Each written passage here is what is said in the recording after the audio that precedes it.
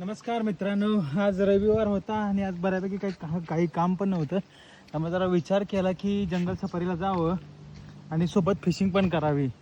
So इथे ब्रेवरणीमध्ये एक खूप मोठी रिव्हर आहे, तिचं नाव आहे बारवण रिव्हर. सो ती कमीत कमी 3-4 टाउनमधून जाते, लाईक बर्क, वॉलगट आणि ब्रेवरेना.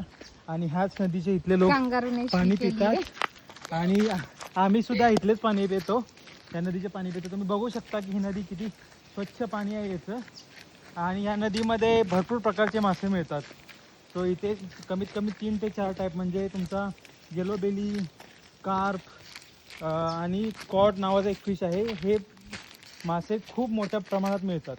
आणि इथल्या असं लोकांचं म्हणणं आहे की जो कार्प फिश आहे तो आपल्याकडे पण मिळतो, त्याला आपण शक्यतो रोहू आणि कटला म्हणतो. की इथले हे सगळ्यात पेस्ट ॲनिमल आहेत. म्हणजे पेस्ट ॲनिमल म्हणजे जे लोक, म्हणजे जे फिश जे आहेत इथले नेटिव्ह स्पेसीज नाहीत आणि ते इतर फिशला खाऊन टाकतात.